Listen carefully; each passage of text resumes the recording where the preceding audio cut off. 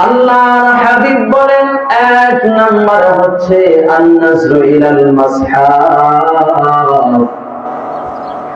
এক নাম্বার হচ্ছে কোরআনের দিকে তাকানো মাত্র যিনি সওয়াব দিবেন তিনি হচ্ছেন আল্লাহ। কুরআনুল কারীম যদি কোনো ব্যক্তি পড়ে সওয়াব তো হবে, কিন্তু কোরআনের দিকে কেউ যদি তাকায়, তাকানো মাত্র যিনি সওয়াব দিবেন তিনি হচ্ছেন আল্লাহ। এই পৃথিবীর মধ্যে যত নিয়ামত আল্লাহ তাআলা বান্দা বান্দির জন্য দান করেছেন, তার মধ্যে সর্বশ্রেষ্ঠ নিয়ামত আল্লাহ বান্দা বান্দির জন্য কোরআনুল কারীম রেখেছে। শুধু তাই নয়, এই পৃথিবীর মধ্যে আল্লাহ পাক রব্বুল আলামিন যত নিয়ামত রাজি রেখেছেন, তার মধ্যে সর্বশ্রেষ্ঠ নিয়ামতের নাম হলো আল্লাহর কোরআন। যেই কোরআনের দিকে তাকানো মাত্র সওয়াব আমার আল্লাহ দিয়া দেন।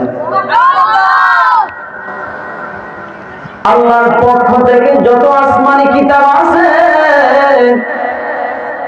সমস্ত আসমানি কিতাবের মধ্যে সর্বশ্রেষ্ঠ আসমানি কিতাবের নাম হলো কোরআন। আর এই কোরআন আল্লাহ তাআলা উম্মতি মুহাম্মাদের জন্য আল্লাহ নাযিল করেছেন।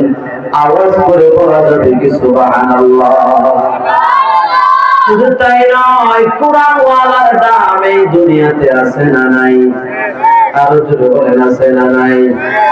বন্ধুরে, কেমন এই এলাকায় যদি এমপি মন্ত্রী আছে, কতদিন আগ থেকে কত প্রস্তুতি গ্রহণ করে, কি করে কি করে না? রাস্তার মোড়ে মোড়ে ব্যানার, ফেস্টুন, গেট লাগানো হয়, কিন্তু এই কথা কি কেউ বলতে পারবে এমপি মন্ত্রী আসার কারণে আল্লাহ এই এলাকার কবর আযাব মাফ করে দিছে? এমন কথা আজ পর্যন্ত কি কেউ বলতে পারবে? পারবে না। অথচ আল্লাহর হাবিব বলে, কোন আলেম যদি কোন এলাকার কবরের পাশ দিয়ে যদি হেঁটে যায়, আমার আল্লাহ 40 দিনের জন্য ওই কবর আযাব আমার আল্লাহ মাফ করে দেয়। শুধু তাই নয়, ছোটকালে গল্প শুনলাম, একটা কষ্টি পাথর আছে, এমন পাথর যেই পাথরের পরশে লোহাটা স্বর্ণ হয়ে যায়, সেই পাথরের নাম হচ্ছে পরশ পাথর। কি পাথর? পরশ পাথর। আল্লাহর হাবিব বলেন, দুনিয়ার জমিনে কেউ যদি পরশ পাথর দেখতে চায়, সেই যেন আমার আল্লাহর কোরআনের দিকে তাকিয়ে থাকে।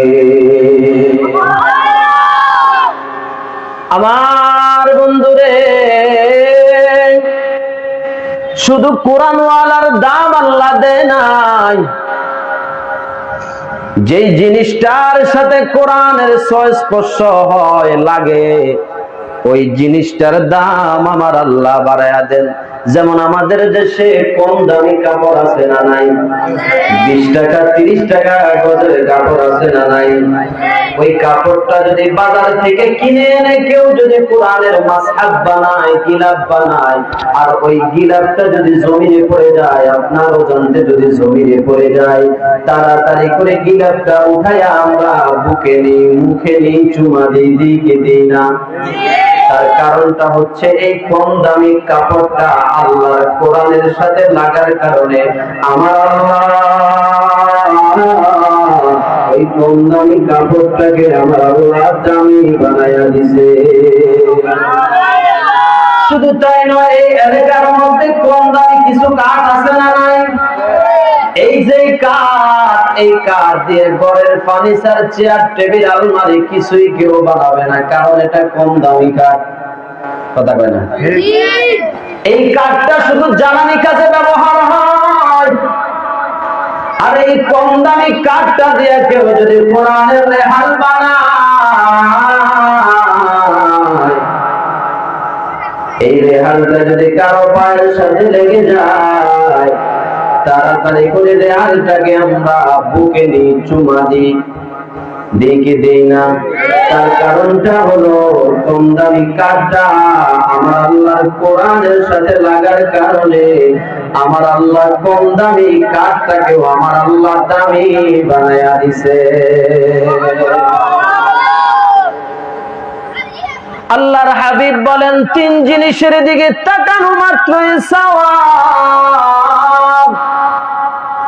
ওই তিন জিনিসের মধ্যে এক নাম্বার হচ্ছে, কেউ যদি আল্লাহর কোরআনের দিকে তাকায় সওয়াব দিবেন হচ্ছে আমার আল্লাহ।